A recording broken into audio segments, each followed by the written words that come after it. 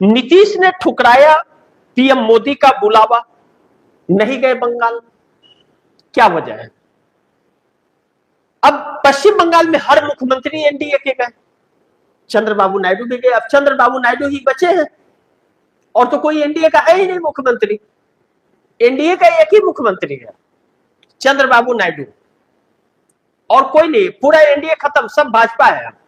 अब देखिए गुजरात में भाजपा है, महाराष्ट्र में एनडीए का नहीं, एक नाथ शिंदे नहीं है, किसका? भाजपा का, देवेंद्र फडणवीस है। मध्य प्रदेश में मोहन यादव भाजपा के हैं, हरियाणा में नायब सिंह सैनी भाजपा के हैं, छत्तीसगढ़ में भाजपा का है, बिहार में भाजपा का हो गया। नीतीश को मक्खी की तरह निकाल के फेंक दिए और डिप्टी सीएम का पोस्ट भी छीन लिए दोनों, वह भी छीन लिया, उस पर हम लोग चर्चा करेंगे। और बंगाल में भाजपा का, आसाम में भाजपा का सिर्फ और सिर्फ, उड़ीसा में भाजपा का सिर्फ, आंध्र प्रदेश में एनडीए के चंद्रबाबू नायडू। अब नीतीश कुमार को जिस तरह से कुर्सी से हटाया गया और डिप्टी सीएम का पद छीन लिया गया, मैं कैसे कह रहा हूं? मैं बहुत उस लेटर के हिसाब से कर रहा हूं कि जो सम्राट सरकार ने जो लेटर जारी किया कैबिनेट विस्तार होने के बाद, कैबिनेट विस्तार होने के बाद जेडीयू के दोनों डिप्टी सीएम विजय कुमार चौधरी और श्री विजेंद्र प्रसाद यादव, विजय कुमार चौधरी के नाम के नीचे डिप्टी सीएम था, जैसे सम्राट चौधरी के नाम के नीचे मुख्यमंत्री है, और 10 मंत्रालय थे। तो 8 मंत्रालय छीन करके विजय कुमार को 2 मंत्रालय, जल संसाधन और संसदीय कार्य मंत्री का उन्हें पोस्ट दिया गया है और डिप्टी सीएम का पोस्ट छीन लिया गया है। विजेंद्र प्रसाद यादव जो डिप्टी सीएम थे, उनके नाम से डिप्टी सीएम हटा लिया गया। 5 मंत्रालय था, 3 छीन लिया गया है और 2 दे दिया गया है जल संसाधन संसदीय कार्य मंत्री।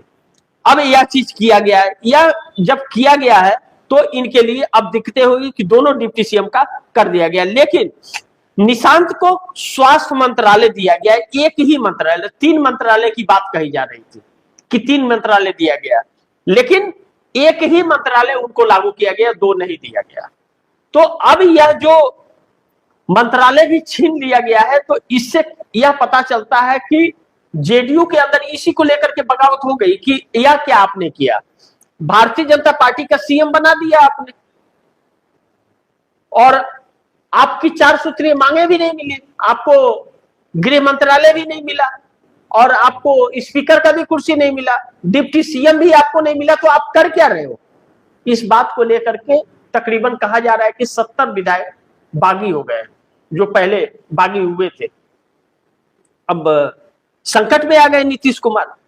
अब इन सब चीजों को लेकर के नीतीश कुमार काफी नाराज थे और जो प्रधानमंत्री मोदी बुलाए थे तो उनके ऑफर को, निमंत्रण को ठुकरा दिया और बंगाल नहीं गए नीतीश कुमार। चंद्रबाबू नायडू गए हुए थे।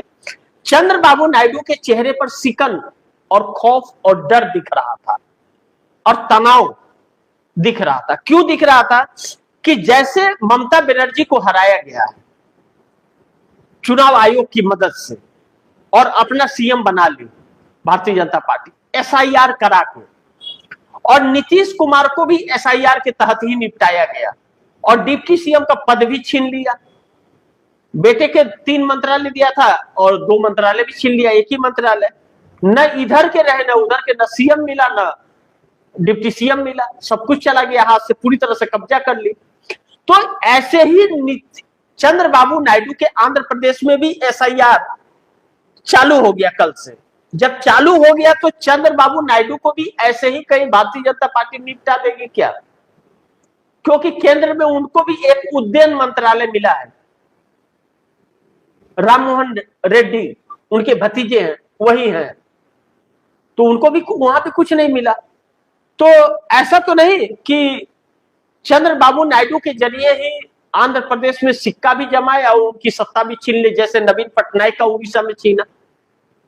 तो इस बात को लेकर के वह चिंतित है और नीतीश कुमार का जो हाल है उसको भी लेकर चिंतित है। लेकिन नीतीश कुमार की पार्टी में अब बगावत हो गया है और नीतीश कुमार की पार्टी में आखिर किसने कब्जा कर लिया कि यह सब कुछ कंप्रोमाइज हो रहा है। यह भी बड़ी एक चिंता का विषय है। लेकिन